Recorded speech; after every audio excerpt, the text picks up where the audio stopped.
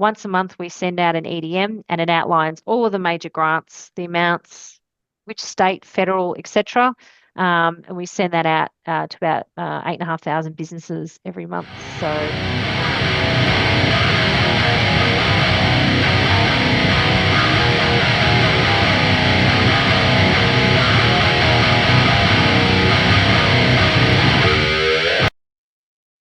Hey, everybody. Welcome to the Military Mindset for Business show. I'm your host, Pete Liston, and this is the podcast for the veteran business community. So today we're talking with Kate Whitehead from Avant Group. How you going, Kate?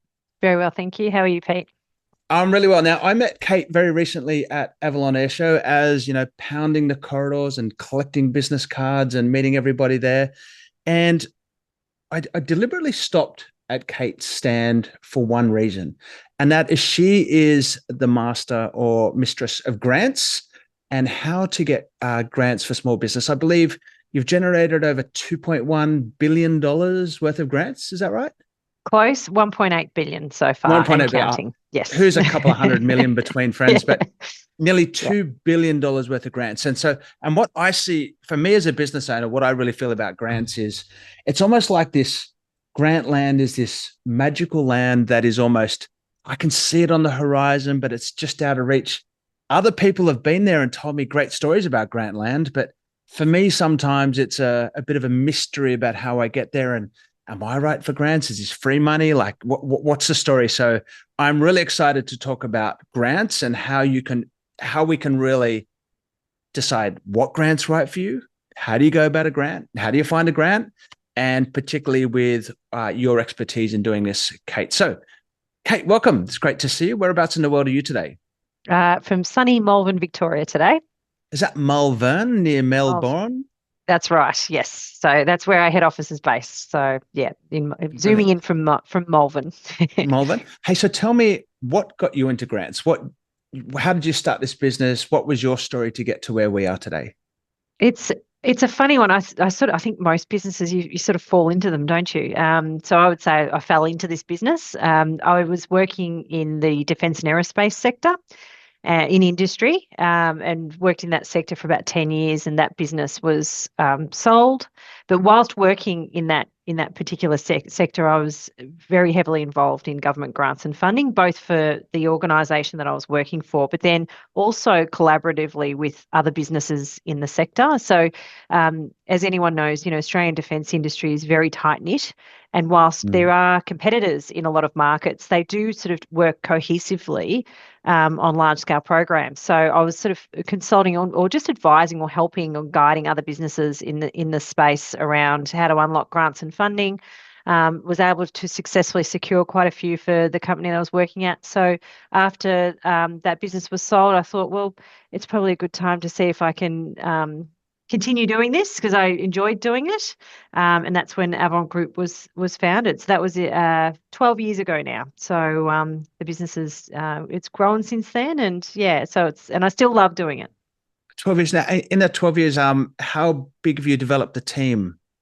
So we're a team of 22. 22. So yeah, so still a small business, but very specialised team. So within our group, we have sort of three key verticals.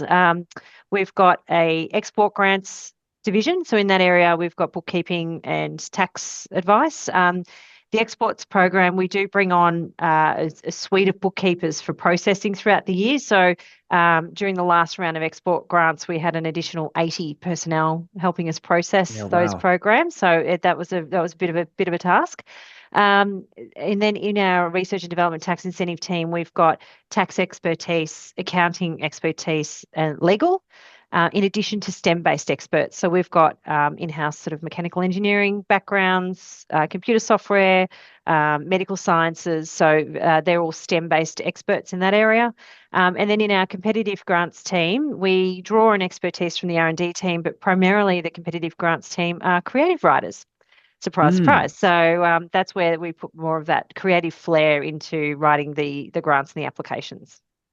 Interesting. Now, I've got to throw you guys, your team, a bit of a bone. Now, I went through Avalon Air Show and I collect hundreds of business cards like everybody does. And I, swipe you swipe under the little reader there. Yep. One of the reasons I do that is because we do a lot of small business coaching and mentoring with veteran business owners ourselves. And I do love great sales process. And I do love, that fortune's in the follow up and some of these basic stuff. And out of every single business card and every single thing that I swiped at Avalon, only two businesses have got back to me, and Avant's one of them. So I was going to say, well, I hope we're one of them. you're one of them. You're one of them. But Good. again, it's these fundamentals of business, being brilliant at the basics, which, to be honest, gives you more confidence that who you're working with is actually switched. Okay, so I think it's a really important thing. Right, so let's get down into the world of grants now. And in our very brief conversation previously, I see there's sort of two pathways here. There is more formal, structured government type grants, and then we have more, may I say, philanthropic, organizational, more WIM or the Vibe or the Marbo or if we like you kind of grants. Can you give us a bit of an overview on those two fields? Yeah, so the space that where we tend to play in is in the business government grants. So that usually comes from ministerial directive. Sometimes there's legislation which underpins the delivery of a grant and strict guidelines. The governments, whether they're state level, local government, all the way through to federal government, they have to be what they call sort of model litigants. So they have structured processes. Because of that structured process, we can look at these guidelines and the underlying policy and make a pretty solid call as to whether or not someone is a high chance of winning that grant. So obviously we look at the project and what it is that they're seeking funding for, but on top of that, there's obviously an overlay of the nuances of the policy that underpins why the grant exists in the first place. And we look at company fitment and project fitment. So if that all aligns, then it's where systems go. It's a beautiful thing. Then we go through the application process and submit. On the other side of the fence, you've got the trusts and foundations space. Now, it's an interesting sector. It doesn't have that level of what would you say, sort of that structure to it. So whilst there is a structured approach in most cases to assessing applicants, that sector is not subject to freedom of information requests or the press coming down on them claiming pork barreling in an election coming up or anything like that. So because of that, it does require a lot more of that sort of brand management, networking. You've still got to get the fundamental principle right around what you're putting together as an application, and it still has to fit the remit of the particular program that they're seeking submissions for. But it doesn't have that level of, assessment lens and that public lens that you get in the government grant space. So for that reason, we do deal with trusts and foundation space, but that's mostly for our pro bono work that we do, because obviously it's very difficult in that sector to be able to assess the likelihood when sometimes it's networking that's been one of the key drivers that gets someone funding. So it's out of our control. Whereas on the business side of the world, we've got a really solid method and approach for how we determine eligibility. And then we have a very candid conversation with the client and say, look, this one, unfortunately, we don't think you're going to fit it for these reasons, but let's just stick with us. We'll find one that you do. Yep. Or alternatively, it's like, yep, this is great. It's beautiful alignment. Let's go for it. So they're the two main sort of sides that the grants sort of sit under. And with that government oversight or governance of the allocation issue and I guess remittal of the grants, obviously because it's so structured, there is less room for personalities, likes, mates, nepotism, and I'm not saying that happens in the trust or foundation space, but again, a trust and foundation might be more liberal because it's could be personal. It could be like my personal trust. Well, I'll give my grant to whoever I want to. But government is very strict. And this is where you have a foresight or the lens because you know the structure and what it's going to be measured on and counted on to see whether it's going to be a waste of either of your time or not. It's exactly before you even go in the door. Absolutely. So it's, to put a competitive grant submission together, sometimes it can be like, well, in the most part, it's a lot of work. Sometimes it can be an extremely onerous amount of work. So the sorts of things we would prepare is obviously the content, project plans. We do financial analysis. Sometimes we're doing, weighted average capital returns, payback ratios. feasibility studies, business modeling. There's a whole bunch of supporting documentation, depending on which program it is that we're applying for, that we're preparing and putting together as part of an application. You don't want to do that unless you're going to win it. Okay, so Yeah. it's like no one's interested in putting all this beautiful data together. So because of that, you've got to have a pretty good sense as to whether or not you're a chance. So it's all those things. It's the fitment. We don't want to write grants that we don't think we've got a high probability of winning. So, and at the end of the day, we're not on the panel. We can't guarantee anything, but we know statistically that you're 12 times more likely to get a grant using Avant Group than you would be if you went out and applied on your own. So we've got the data that substantiates that, but a lot of it's actually just in that initial filtering and assessment to determine fitment and likelihood for the funding. Look, I think there's one thing is I'm one of these like guys who is sort of good at most things around the house, but it doesn't mean I'm an expert at it. Like I could fix things, but it doesn't mean that I'm actually going to fix them well. I can fix my car, but it doesn't mean I'm going to probably do a good job at it. So, and I think when it comes to the grant space, I've literally put grant applications in myself, and surprise, surprise, I haven't won them. Now, it's getting an expert to do what they're good at, and particularly understanding, number one, what the grant is asking, but number two, and I think maybe more importantly, correct me if I'm wrong, is answering the right question in the right way that satisfies what the grant and the assessor is actually looking for.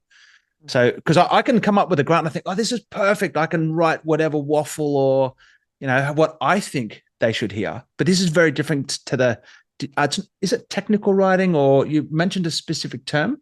It's technical and also creative writing. So, and Mm, that's I know that sounds a bit odd, but when we write a competitive grant, it's almost like an information memorandum or a pitch, yep. because we've got to sell the business and we've got to sell the project. So it does have a bit of a sort of blue sky thinking and demonstrating benefit, return on investment for the government as part of their investment in this grant. So it does have a bit of sort of like pitch, because it's a sale, like it's literally you're selling a project, the concept of a project to the government. So we do use creative writing skills in that department. And you're right, it's one of those things that it's it is very, very niche. Mm, What we do. And it is an area that, and some people do a really good job on their own, and they're excellent, and they know how to pitch it right, and they get grants. But it's one of those things, if you're getting knocked back and you're applying for grants, you're getting knocked back, something's not working. So at yeah. that point, it's probably worth picking up the phone, whether it's to us or somebody else, and sort of having a chat and saying, look, where am I missing the mark here? What's happening? But I've had it in the past where, we've had somebody come in to the office, and they're upset, and they're like, I've applied for this grant, this is my business, and this was the project. And I'm sitting there going, this is crazy. They should have got it. Why on earth did they not Mm, get that grant? And I'm like, look, can you send me a copy of the application that you've put together? Because I'd like to have a look at it. And within 20 minutes, I'm like, well, I know why you didn't get a grant. Like, it's yeah. just, they didn't have that pitch, and they didn't actually, to be honest, it was even to the level of not providing precise answers around the questions. So, Yeah. it's the little stuff, but that's the stuff that is important, because everything gets you points. So you've got to chase the marks, you've got to chase the points, and write it in a certain way that meets the underlying policy and the decision of why this grant was put in the first place. The art, and this is really, we can waffle all we like, but the art of quality creative writing or copywriting is an art to itself. I've got a mate who runs a company called Melody Media. He's a former journalist that does content style guidelines. So like we've got brand style guidelines, which, your logos, your colors, your text, your fonts, all that kind of stuff. But he does, copy style guidelines. So what are the keywords that resonate to your business? And he's got a journalism degree to do that kind of language crafting. And it's what coming back to the point where it's about answering the question properly. How much is it of, painting this picture, number one, being definitive in responding to the question, but also allowing the person assessing the grant to think outside the box of things they haven't considered as part of the grant? Is that part of the process as well? Like, we could do this, but we also have the ability to leverage the grant by doing this plus more. Is that a factor? It is, and absolutely. So there's always the direct benefits, then there's indirect benefits. So it's good to articulate those. Also, it's funny. It's also the pitch and the story. So Mm. when we talk to a business owner, or the management team around the formulation of the grant, we really try and get to nailing what's the angle, what's the pitch that we want to go for here. How can we articulate the story and how can we articulate the benefit to government by way of the grant investment? And it is interesting and it's funny. We've we've had some funny ones over the years. I had one particular application I put together was for a company that made wax, and the wax was for grooming wax. So, for, Yep. having your legs waxed and your whatever else waxed. So, and it was an interesting one. And they had a bit of humor in this place where every single piece of equipment was named something. So they Yeah. had orange, then orange was the forklift. Robbie was one of the robots that was a handling robot. And you could sense there was a bit of humor in the way that this business ran and operated. So when I met with them, I really loved the energy that they brought to the room around their business, and you could feel the culture of the business, just in talking to the management team.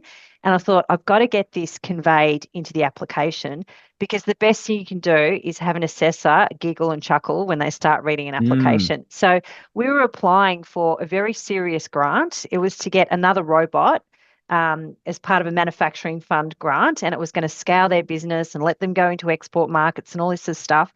But we started the grant with, dim the lights, put on some Barry Manilow because Robbie the robot needs to find his Roberta, and that was sort of like the pitch. I love it. And then it went in and we sort of said, this business, this is what they do. They're a fun business and they do this, but it's a serious product and we're going to expand and we're going to do all these great things. They got the grant Yeah. because, it's one of those things but I really wanted to embed the culture of that business into the application. So that's the sort of stuff that ChatGPT is not going to quite get you there too. But that would not be applicable if I'm applying for a defence grant, for example. So, it's a very different it's a case by case basis, and that's why when we first meet with clients, we want to figure out what the culture, if they're a multi-generational food manufacturing business that's got Italian heritage and the recipes have come from nonna. It's like, well, let's put that into the application. Mm. Let's talk about this intergenerational wealth knowledge transfer that's gone through the business, and how we can articulate that as part of an application. So we've got to bring light to the business, light to the application, which lets the assessor read it and go, okay, I get this business. And yes, this is a good project and this is a good business that is deserving of funding. So it's formulaic to an extent, but that's where that creative writing component comes in, where we have to pitch and sell why this business, out of the other 300 or 500 that are applying in that round, why they should be getting the funding over everybody else. So it's competitive. But that's what I was saying. It's fun. I love it. So number one, you got to make sure that on the conveyor belt of brown boxes, how are your blue box that stands out in that grant process? Like, oh, that's Exactly right. something a little bit different, ticks the boxes, but even from that fundamental human level, being memorable to the assessor or the grant allocator, whoever it's called. But what's listening to your chat, one of the things that's really my mind just went straight to, again, this storytelling. This is almost like almost like a marketing or a branding kind of way to look at your business, as well as telling that story. Now, if I can just unpack a little bit for this audience, being the veteran business community, in your experience, does being a veteran matter? What's our story like, in terms of our journey to put behind the business or into that grant application? Oh, absolutely. And that's something that I would articulate as well, is that it's a veteran-led business. We've done work with a lot of veteran-led businesses, especially in the defence grant funding space, and it's something that we would always articulate. So it's again matching the fitment of the particular grant and the company directors and how they link together. So Mm. we've had instances where we've had vets that have served and they've learnt knowledge from that service, and that's enabled them to start businesses and use that knowledge as part of their product development because they understand that Yep. there's a need in the market, and that needs being delivered through this particular product development, and therefore we need funding to actually match to grow and scale. So, that's one example of how we would link, this particular product range or the capital investment that we need. It's driven from a need, and the need is understood because we've got first-hand knowledge. Yeah. There's also other ways of articulating it. So when we're doing applications for some of these defence programs as well, we'd be talking about a lot of veteran-led businesses actually hire other vets. So Exactly. Yeah. it's something I've noticed. It's great, but again, we'd be putting that in there and saying, we're veteran-led, we're proud of it, we've served, we've done great things. We continue to do great things in our team. We've got 30 employees, and 6 of them are vets. We bring this knowledge, we bring resilience, we bring strength. It's understanding that embedded culture in the organisation and the linkage between that first-hand knowledge and experience and how that could potentially lead to a better outcome from grant funding. I'm really excited to hear that because one of the things, as being part of the veteran business community and advocating for veteran-owned businesses in Australia, we do veteran employment really well, and it's a really good story. Like when you transition, there's lots of support for getting a job. We also do Indigenous procurement really well in Australia, to the point that it's mandated and legislated, and it's a great program for a really important part of our community. But what I personally feel that we're really missing is veteran procurement, and how we really raise veteran business owners as being people of quality that we should be putting into supply chains. So for us, or for me personally, veteran procurement is not about throwing a veteran business owner a bone because he served, or, to be honest, outside of respect, I don't personally believe we deserve anything from our service. But what I want in my storytelling is that my service, my career, training, character, commitment could actually be a point of difference in winning a job. Is it also potentially a point of difference winning a grant, or is it a little bit more black and white? So it's interesting. And again, it would be a bit of a case by case basis. With the grants, they have published merit criterion. So they Mm. actually tell you this is what we're funding and this is how we're weighting our assessment. Um, it's very rare to see. Actually, and it's interesting too, because I absolutely wholeheartedly agree with you. We do a very good job of procurement in certain sectors, but we don't do a very good job of Mm. veteran procurement. And I would be pro that. I think it's a good thing. So, Well, it we'll should be wave the something that's, flag. We'll well, I think continue to so. shout from the Well, hilltops. why wouldn't you? Like it makes perfect sense, and it should be something that's reported on, and it should be a metric that's measured. But every time we apply for a government grant, it asks me if I'm applying for an Indigenous-led business. It asks for your staff numbers. It asks for your turnover, but it doesn't ask you if you're veteran-led or if you've got any vets under your employment. So I think that that's actually an area that we could be doing a lot better. And I would be happy to say that vocally and Perfect. publicly, obviously, but I definitely think that's an area we should be. As far as an advantage that it would bring, I would certainly, again, I would always use that. So if it was a veteran-led business, I would always articulate that because at the end of the day, the assessors are humans. So whilst Mm. the merit criterion might not say this is definitely it may not say you get extra points for being a veteran-led business, but being a veteran-led business to me would imply better discipline, good systems and processes in the way that you manage, compliance around reporting and milestone management, Yep. etc. So, if I'm sitting here with my grant money and I'm saying I'm going to give, I want a client, I want a company, I want to invest in a company with a grant, and I want to give them this money and I want them to comply and I want them to deliver on their project. If it's a veteran-led business, I'd take a pretty solid guess that they're going to do a pretty good job of it. Yeah. So I think that inherently there should be there would inherently be an advantage in articulating that as part of an application. And I don't view it as anything like throwing people a bone or a handout or Yeah. anything like that. I just view it as you're bringing a very strong and unique skill set to a business. So it should And be yeah, articulated.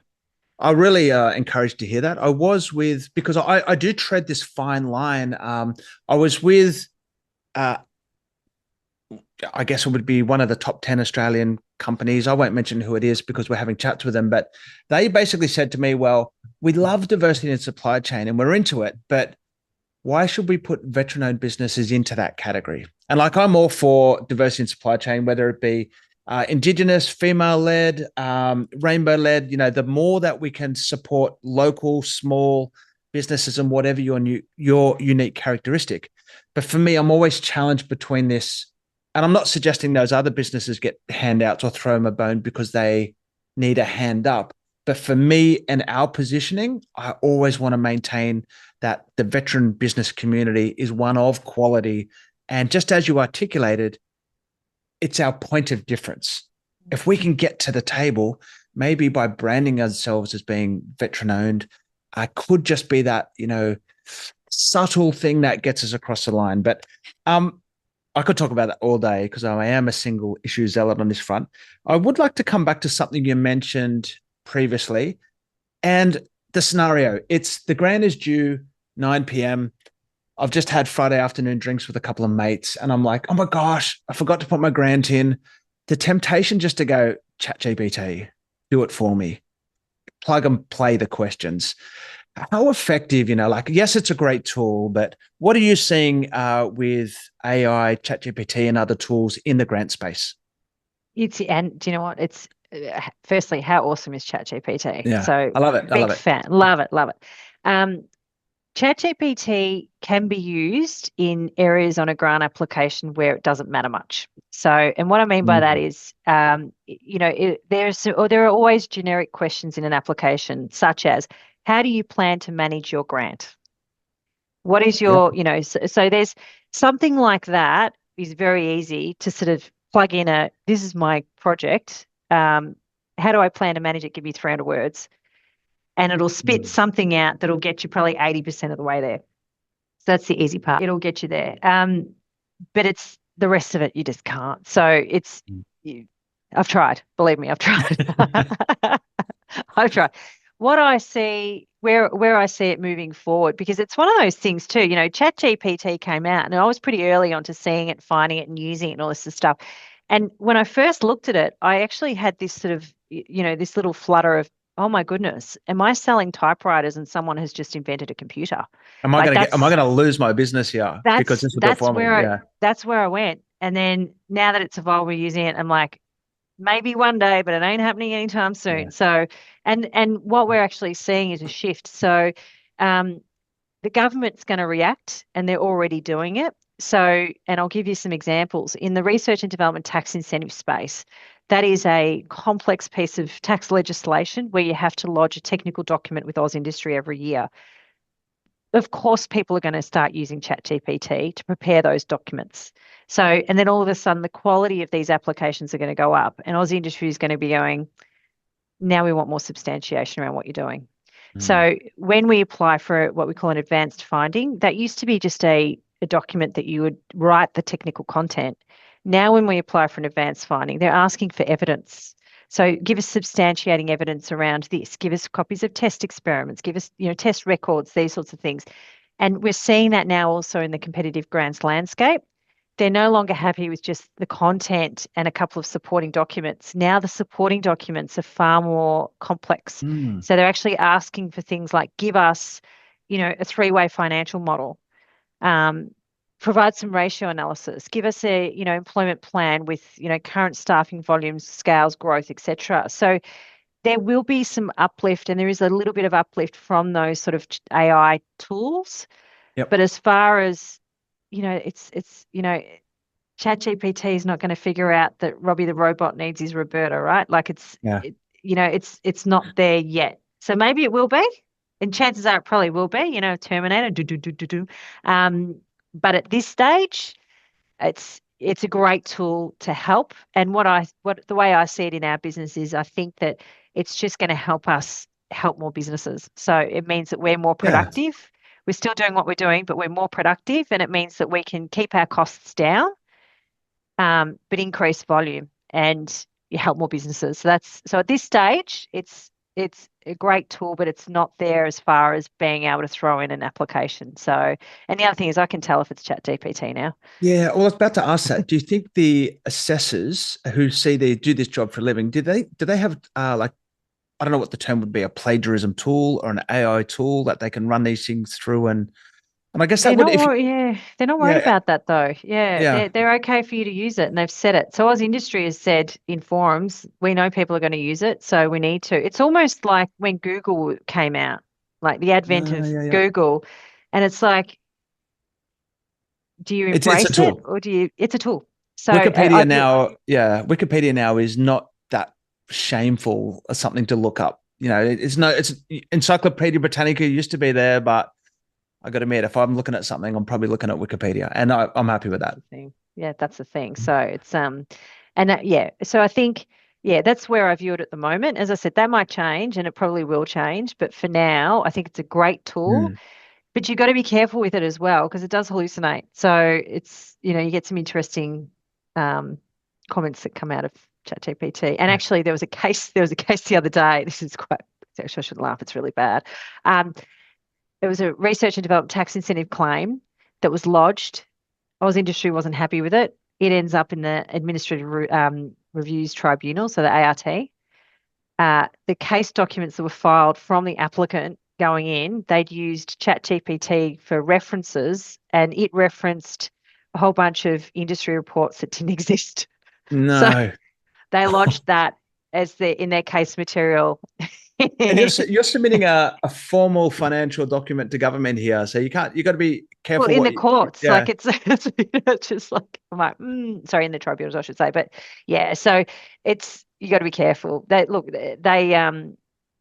Yeah, that wasn't a good outcome for them, Well, unfortunately. let's not So forget yeah, that this is a competitive space for some of these grants, and if you're up against 50 or 100 people and 80% of them are putting 80% of that document through ChatGPT. I imagine, I don't know this, but it's going to be like, Robbie and Roberta, who's going to stand out through the quality of the writing rather than just the regurgitated, whatever comes out. that's right. Um, one of the things I'd like to talk about is established businesses versus new businesses. Now, uh, for a new business, it's always great to get. So I get people asking me all the time, "Hey, I want to start a business. Can I get a grant?" Okay, so but for me, I'm also really concerned about vulnerabilities of grants as a business model. So fundamentally, one of the reasons we've changed VCBC from a charity to a profit for purpose is because if you rely on grants, I feel that there is some kind of severe vulnerability because what if those grants switch purpose, they change? What happens to you and your business as a revenue generation model? So a couple of things. What have you seen in the space of new businesses for grants, and what's your thoughts on that vulnerability, or is it possible to have a sustaining business model funded by grants? It's a very good question. And to be honest with you, I would never want to run a business if it was reliant on grants. Yep. Oh, hang on, I do that. No, okay. No, you're the exception. You're like you're the Exception. exception to the rule. Yeah. You're the exception. Yeah. Yeah. So, and look, I think that's the thing. So, um, okay. So the first question's around startups. Now, Yeah. but you've got to be realistic, right? So in starting up a business, you could have a brilliant idea. Like it could be a brilliant idea. But if you've got no trading history and you want $1 million off the government, it's not going to Not going happen. to happen. So Yeah. it's not going to happen. So it's just they're going to go, "Who are you?" That's great, but no. So being realistic around what's accessible to your business at the right time is important. When you're starting up, really, there are some nuances, like there's some Indigenous-led business startup grants, etc. But in the most part, you're on your own. You got to get Hmm. going. Uh, Save for the research and development tax incentive. So this, if you're doing proper R&D, you can get a 43.5% refund on research and development activities undertaken. So that This is includes pre-revenue. pre-revenue, Yeah. pre-revenue. So if you're doing proper R&D, now there's a few hurdles and thresholds that need to be met for this. It's not about NPD because a lot of people think new product development. This is Hmm. research and development. So it could be developing a new product, but it's got to have an R attached to it. So Mm. the rules are it's got to be new to the world technology. It's got to be Hmm. novel. It's got to have an unknown outcome. It's got to carry technical risk and financial risk. So they're pretty high hurdles to meet. But if you're developing something novel and it's got technical risk and an unknown outcome, or in very simple terms, if you get a bunch of smart people around a table in a room and say, I want to create this, and they're all going, that's going to be pretty complicated because of these reasons. Oh, I don't know how that's going to work. Have you thought about this? How's that's going to work? That's a good indicator that you might have some R&D. So it's always worth Mm. getting an assessment in that instance. Um, so for every dollar you spend, 43.5 cents back. So that's brilliant. Mm. So that's for startups. But again, you're spending a dollar to get 43.5 cents back. So eventually that runway is going to get very short. So you've got to have that investment initially. Um, the next stage is commercialization. So there's really only like very rare grants in that commercialization stage. Again, they sort of the government funds growth, not really in that startup environment. So there are some small incubator type of programs and there's some mentoring support that you can tap into. So it's not completely impossible, but Yeah. nothing's going to give you, you know, bucket loads of money to start up. So it just doesn't Yep. exist. There are some other programs. So I don't know what the name of it is now because we don't really deal with it, but I do tell people to go and have a look at it. But Centrelink actually provides a business startup salary allowance. So Mm. if you are not employed or actually you're allowed to work, I think 20 hours a week or something like that, and it gives you the equivalent of a Centrelink payment without having to do the job seeking and all that sort of stuff.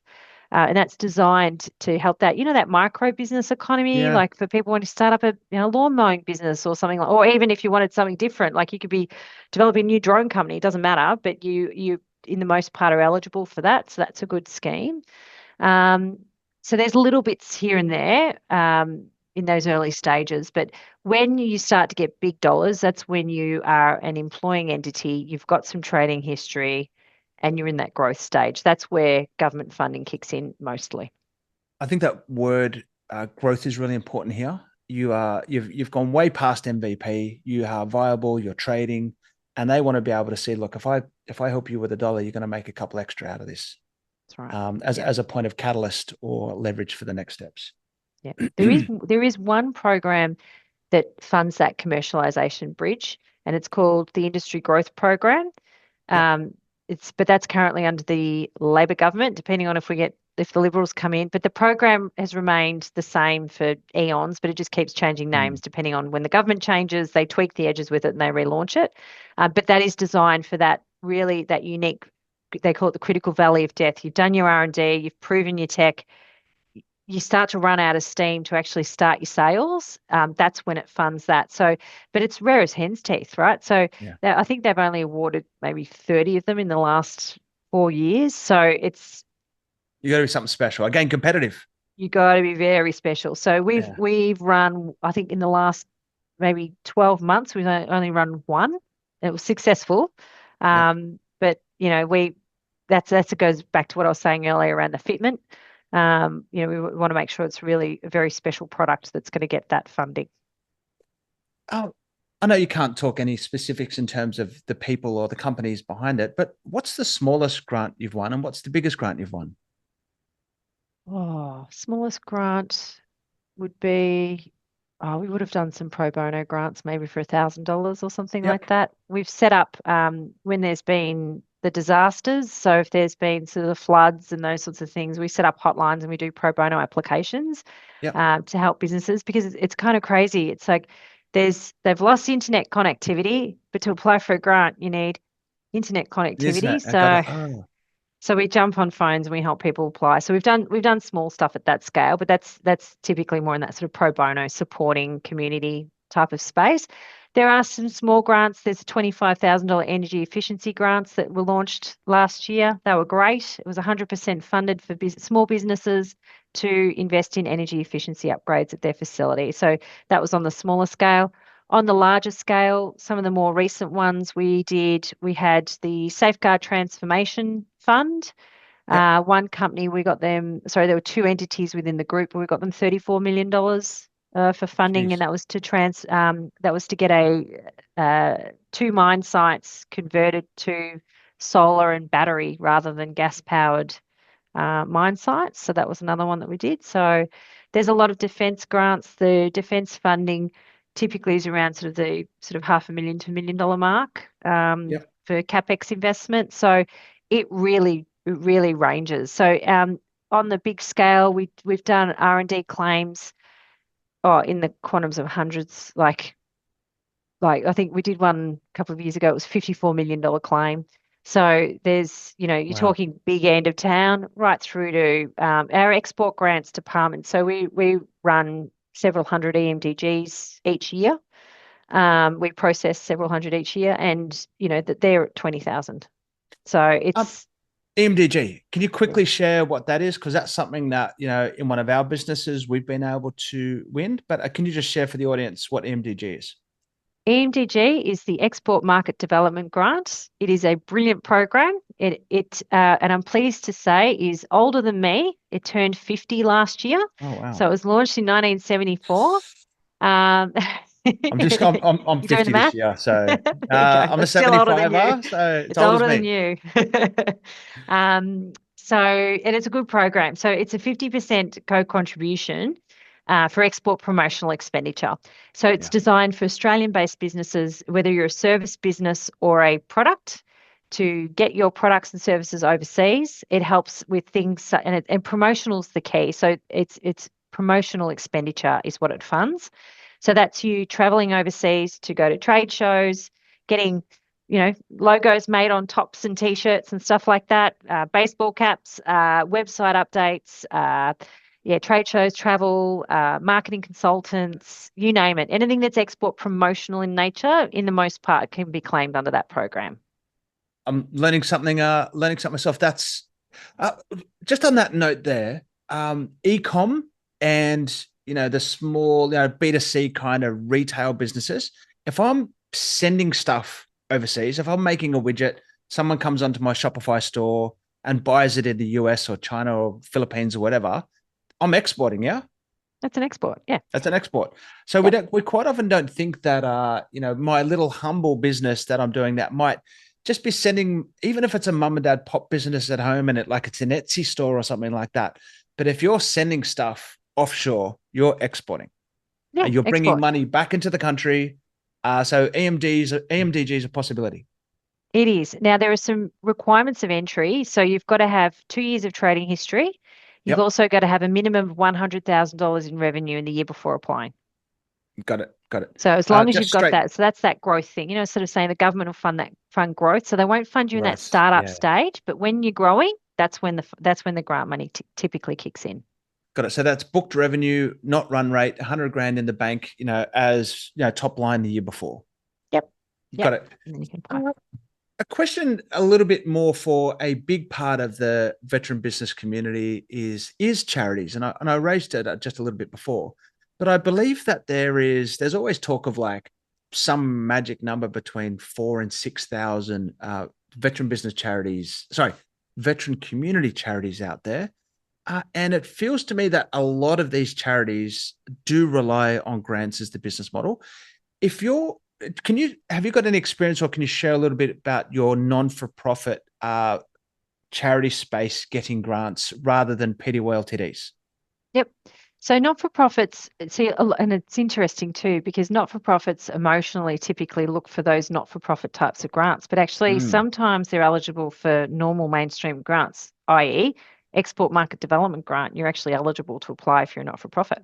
So some people don't, or some businesses don't realize that they can apply for some of those mainstream programs.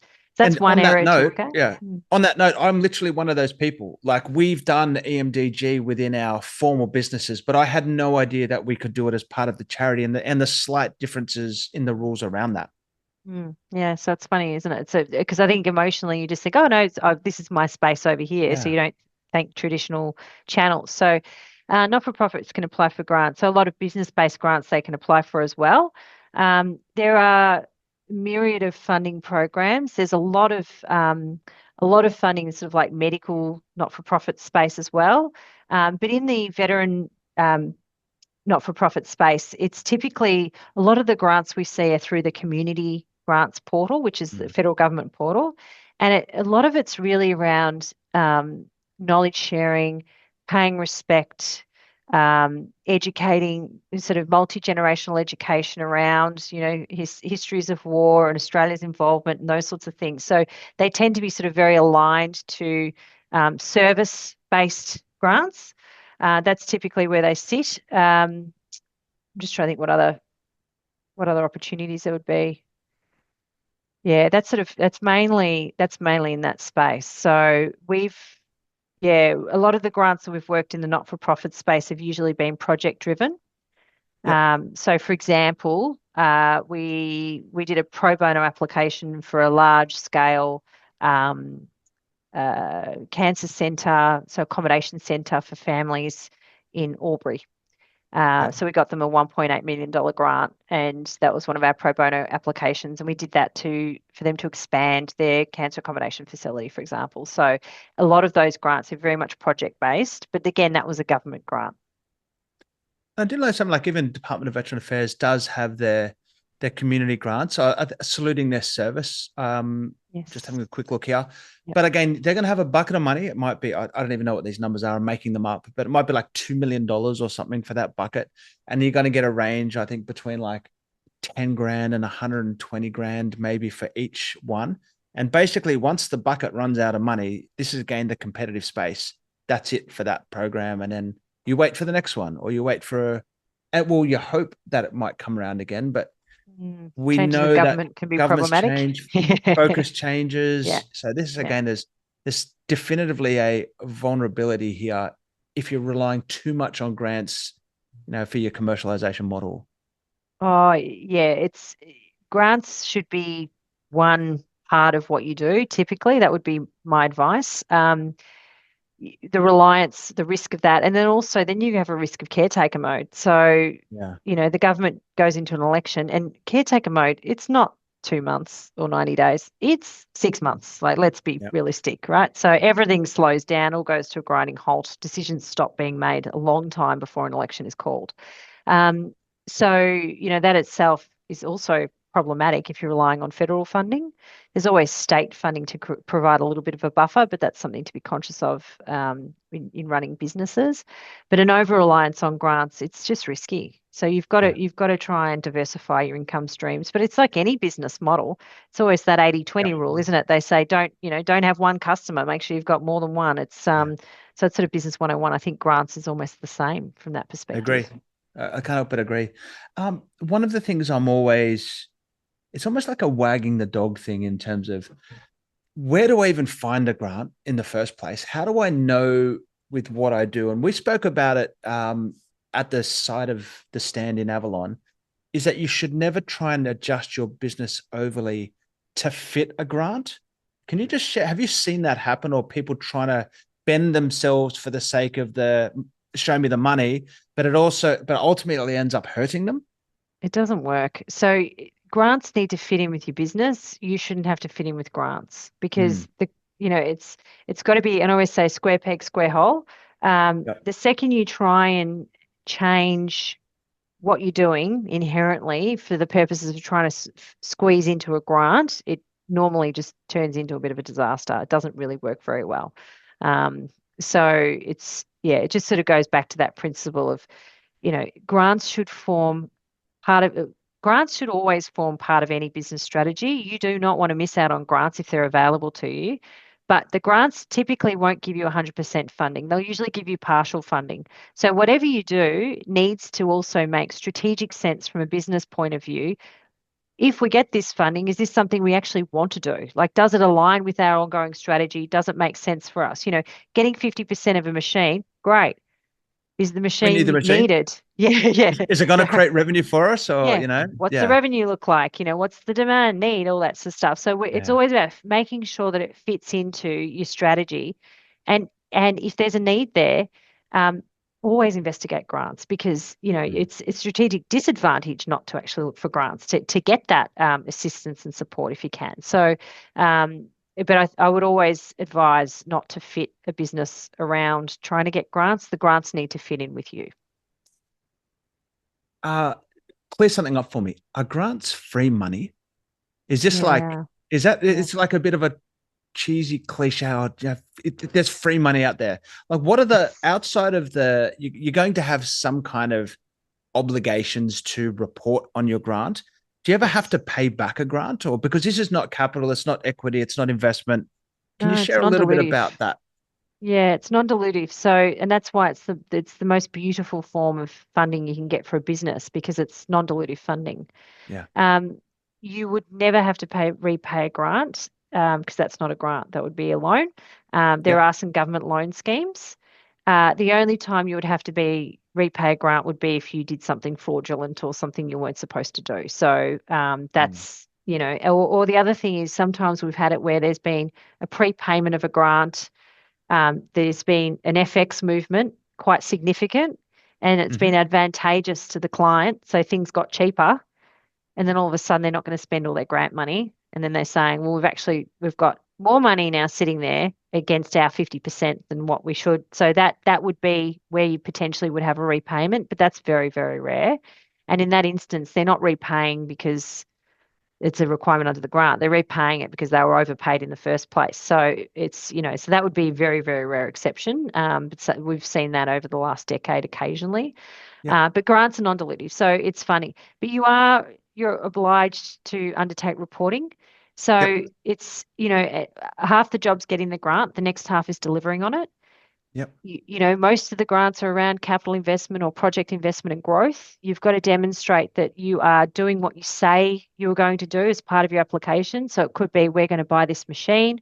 It's worth $1 million, $500,000 grant. Thank you. We have to show that we've purchased it. There's an independent audit that's done at the end where an external accountant will sign off on it and say, yes, they've bought it. I've seen the PO. I've, viewed the machine or whatever it might be. So they are subject to auditing requirements, which as they absolutely should be, As because they at the should end, be. Yeah. Like, absolutely. you're So not getting yeah, this money for nothing. You're getting it for no, a, I'll see you in you promised Fiji. to deliver. Yeah. Yeah, yeah, Um, yeah. Look, I guess what, if I go through this myself and I put a grant in, I'm lucky enough to get it, then I'm obliged to go through my own governance and reporting and auditing that. Do you provide that as a service, like that end of grant Yeah, we service, do. as well as the win the grant? Tell us about Yeah, we how that do. life cycle works. Yeah, so we provide ongoing support throughout the delivery of the grant. So, and then also if things start to go off the rails, we'll also assist with variation agreements. So, because Yep. sometimes that happens, oh, we wanted this machine, it's no longer available, or the delivery timelines have gone out, COVID's hit, there's a whole Mm. bunch of reasons why things need to change. So, we'll help with negotiating changes or amendments. They call them formal variations Yep. to the contract just to keep you on the tracks and keep the project ticking along. So we'll always manage that. We can't, because we're conflicted, we can't do the audit at the end when we've written Yep. the grant. So, but we've got a panel of accounting firms that are very, very well priced and they've been doing it for years. So they know what's involved, we know what's involved, and we can Yeah. refer them. Otherwise, you can use your own accountant to do the final sign off and say, yep, they've done what they said they were going to do. Brilliant. Hey, let's wrap. But as I approach it, how there's my last two questions. Where do I find grants, like in on a public forum, that kind of thing? Secondly, if I have no idea about this stuff, can I just come and ask you guys and do like, hey, this is what I am, and you tell me what I can do, Yeah. or do I need to do some homework before I came to you guys? No, you're welcome to. So if you want to investigate grants, we've got a really good functionality on our website. You can book a call. It's just book a 20-minute call, or we've got an info. So you can just put a little bit of information about your business into the chat and on the website. And so not chat, sorry, you can put a little bit of information into like there's like a portal that you sign up to and our team will reach out and touch base with you. So, as I was saying, always look. It's always worth having a look and seeing that if there's anything available to you. On our website, we do have a search finder of some of the grants that are available. Business.gov.au also has a search functionality of business grants that are available or other grants available from the federal government. You can also look at, so each of the state governments also have grant finders on their website. So it's all available out there. It's just a matter of knowing where to look. federal government also has the community grants portal as well, which you can sign up to. So there's a fair amount of information out there to do the searches and the finds, and then you just sign up to the alerts, and then you'll get the emails coming through. Otherwise, you're welcome to sign up to our email newsletter. Once a month, we send out an EDM, and it outlines all of the major grants, the amounts, which state, federal, etc. And we send that out to about 8,500 businesses every month. So sign up to that, and that's going to be a font of knowledge. So avantgroup.com.au. We'll throw that down in the show notes. We'll also pop your LinkedIn profile. I said at the start of the show that this magical grant land is a place that's almost like we can see it in the distance. We've met people that have been there. Some people go back there many times, like, and do this really, really well. But there's others of us out there that just don't know like where to go, how to get there, or where they start.